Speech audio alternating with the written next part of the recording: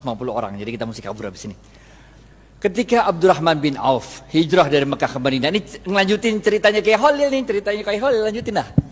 Ketika Abdurrahman bin Auf pindah dari Mekah ke Madinah, nggak bawa apa-apa, padahal beliau adalah seorang pedagang yang sukses, yang hebat. Tapi sampai Madinah nggak punya apa-apa karena cuma bawa badan sama baju yang di badan doang, bener gak? Oleh Rasulullah SAW, Abdurrahman bin Auf dipersaudarakan dengan seorang dari kaum Ansar, yaitu Sa'ad bin Rabi'. Apa kata Sa'ad bin Rabi' kepada Abdurrahman bin Auf?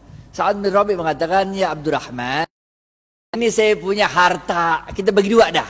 Ini ada rumah, bagi dua, satu buat saya, satu buat ente. Ini ada kendaraan, bagi dua, semua bagi dua. Bahkan waktu itu Sa'ad bin Rabi' mengatakan, saya punya istri dua. Pilih yang mana dah? Ente boleh buat ente satu, benar gak? Jadi tingkat imannya Sa'ad bin Rabi' model begitu.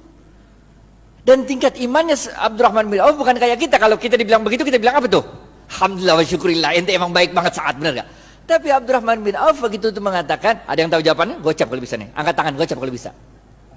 Abdurrahman bin Auf mengatakan, terima kasih banyak ya Sa'ad, mudah-mudahan Allah memberkahi keluargamu, mudah-mudahan Allah memberkahi hartamu. Tunjukkan aku di mana? Pasar. Gocap.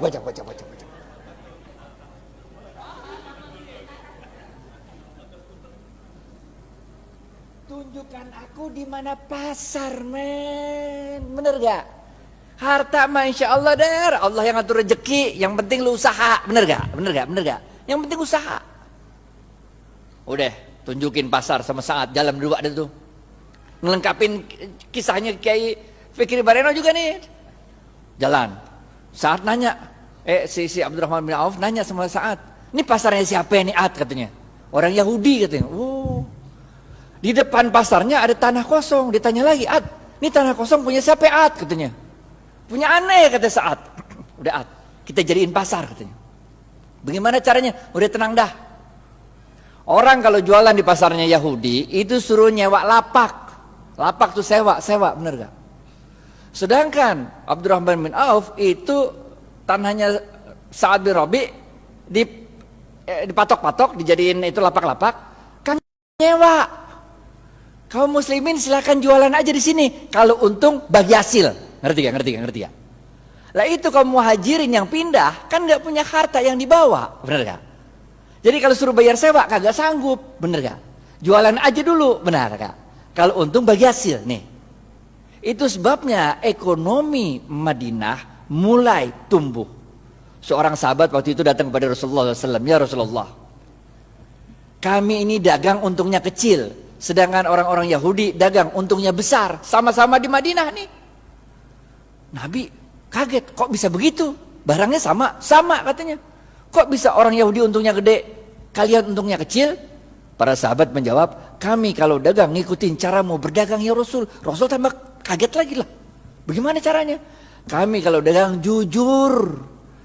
Kalau orang mau beli 1 kilo, saya nggak ngurangin timbangan, tetap 1 kilo. Kalau mau beli 1 meter, tetap 1 meter, nggak ngurangin ukuran. Sedangkan orang Yahudi, kalau dagang, curang, ngurangin timbangan, ngurangin ukuran. Makanya labanya, untungnya gede. Sedangkan kami untungnya kecil. Udah jujur belum tuh? Udah jujur kan? Apa kata Rasul? Cara kalian berdagang salah. Maukah aku beritahu bagaimana cara berdagang yang benar? Rasulullah SAW mengatakan, kalau ada orang mau beli, ente jangan kurangin, ente lebihin. Ngerti gak? Di zaman saya kecil tuh, kalau orang jual kacang tuh, habis di sendok 2 biji, ditambahin dikit, biar anget. Ngerti gak? Kalau jual duku tuh, habis ditimbang, tambahin dikit, biar anget. Bener gak? Jual daging, potong tuh, habis itu tambahin dikit, biar anget. Tahu gak? Apa yang kejadian?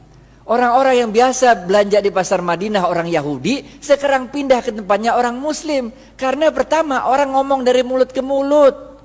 Kalau belanja di pasarnya orang Islam aja enak, 1 kilonya berat. Kalau tempat orang Yahudi 1 kilo enakan pasar orang Islam, kalau 1 kilonya banyak. Kalau tempat orang Yahudi 1 kilonya dikit.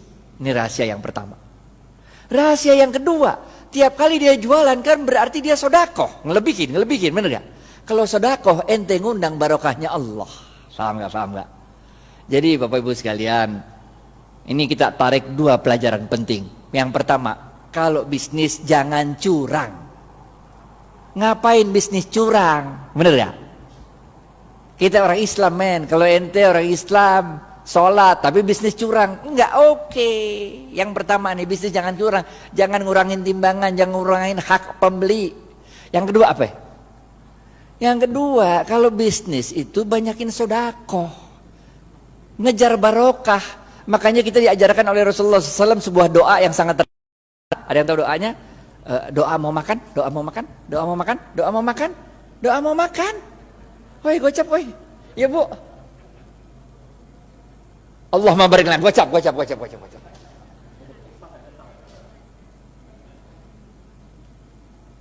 Makanya kita diajarkan oleh Rasulullah SAW, Allahumma barik lana fima rozaqtana wa qina azabannar. Wahai Allah, berkahilah seluruh rezeki yang Engkau berikan pada kami dan jauhkan kami dari siksa api neraka. Ini doanya begini nih. Paham gak? Jadi kalau bisnis mau sukses, pertama ente kudu jujur. Tapi jujur aja kagak cukup, kita juga harus cerdas, harus fatonah, harus tabligh, benar ya? Ente jujur tapi bego, ya udah ente selamat dunia tapi ente senep. Ente harus jujur, cerdas. Dan jangan lupa apa? Cari barokahnya Allah. Karena Rasulullah SAW mengatakan dalam sebuah hadis, bapak-bapak nggak ada yang nunjuk nih, gocap. Khairun nas anfa'uhum, gocap. Ini dari Ustadz nih, halal atau ibah nih.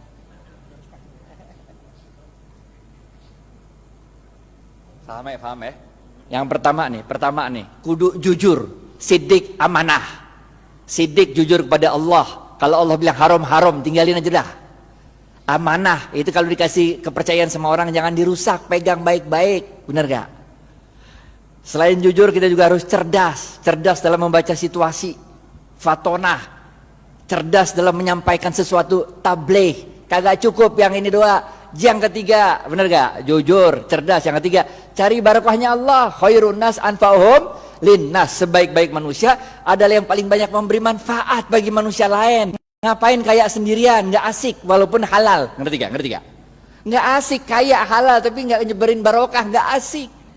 Orang bilang dia kaya tapi pelit, benar gak? Yang keempat, terakhir nih, habis nih. Oke, yang terakhir, keempat.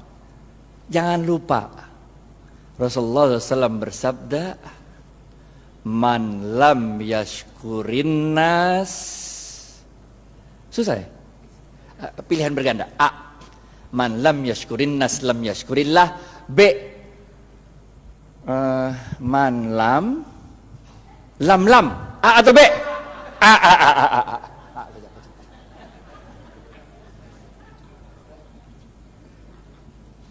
Ingat Bapak Ibu sekalian, kita ini bukan Rasul, bukan Nabi. Kalau Rasul sama Nabi ada masalah, doa dikit, Allah kirim pertolongan pakai malaikat. Ya kan? Nabi Musa, depan laut, belakang Fir'aun. Masalah kan? Doa dikit, laut merah kebuka, jalan baik-baik dah. Bener gak? Fir'aun ngikut dari belakang, doa lagi dikit, ketutup laut merah, mati Fir'aun. Bener gak? Nabi Ibrahim dibakar hidup-hidup sama Namrud. Doa dikit, berasa dingin tuh api, bener gak? Nabi. Lah kita ini manusia, Pak. Coba aja ibu pulang ntar, coba bakar tangan kalau nggak gosong, bener gak? Caranya Allah nolongin kita dengan menggerakkan makhluk-makhluknya untuk nolong kita. Itu sebabnya man lam yashkurin nas lam yashkurillah. Siapa-siapa yang tidak dapat berterima kasih pada manusia, pada hakikatnya dia tidak bersyukur kepada Allah. Nih nomor 4. Ente sukses bisnis, ente jangan merasa sukses itu karena diri ente, tapi karena Allah menggerakkan makhluk-makhluknya supaya kita sukses. Emang bisa hidup sendirian? Emang saya bisa nyampe Al-Azhar kalau kagak ada supir yang nganterin kemari? Emang supirnya bisa nyampe sini kalau di rumahnya nggak ada istrinya yang nyetrikain pakaian? Emang mobil bisa jalan sendiri kalau nggak ada yang jual bensin? Bener gak? Man lam yashkurin nas lam yashkurillah. Kesimpulan, habis waktunya nih. Yang pertama, oke? Jangan lupa jujur. Jujur penting. Ada 2 jenis jujur. kepada Allah namanya siddiq, kepada manusia namanya amanah. 2, cerdas. Ada 2 jenis cerdas.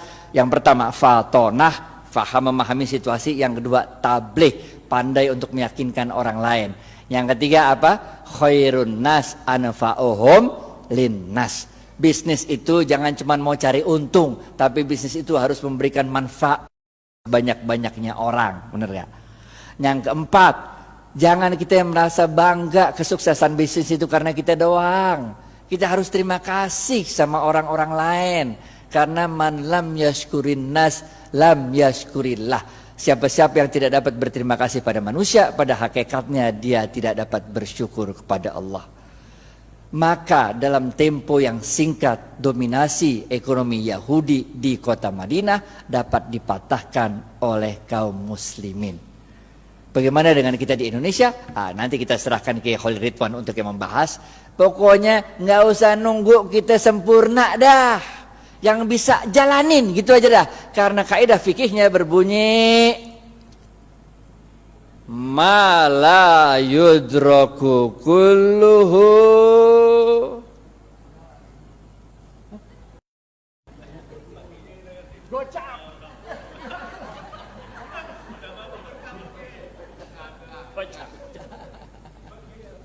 ma la yudraku kulluhu la yudraku kulluh. Kalau engkau tidak dapat melakukan kebaikan itu 100%, jangan engkau tinggalkan kebaikan itu 100%. Jangan nunggu sempurna baru kita lakukan.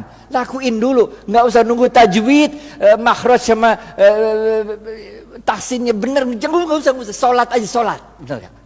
Nggak usah nunggu kita sempurna baru kita jalan, nggak usah, jalanin aja dulu dah. Karena dalam sebuah hadis qudsi Allah mengatakan, amalkan apa yang engkau ketahui, niscaya akan aku beritahu apa yang tidak engkau ketahui. Jalanin aja, jalanin. Karena barokah fil harokah. Barokah itu adanya dalam harokah, dalam pergerakan. Jalanin aja, kayak Siti Hajar lari dari Safa ke Marwah, bener gak? Itu kan lucu, coba dari Safa Marwah lari-lari 7 kali bolak-balik, kagak ada air, bener gak? Yang nemuin air siapa? Ismail. Yang capek lari siapa? Hajar. Nggak penting men siapa yang nemuin air, bener gak? Yang penting inna sofa wal marwata min sa'airillah. Dicatat sama Allah usahanya Hajar itu, dicatat sebagai min sa'airillah, tanda-tanda kebesaran Allah. Nggak penting kalau kita usaha tuh bahwa kehebatan usaha kita itu dinikmati oleh kita, nggak penting. Bahkan ketika besok pun mau kiamat, kalau punya bibit lu tanam, ngerti gak?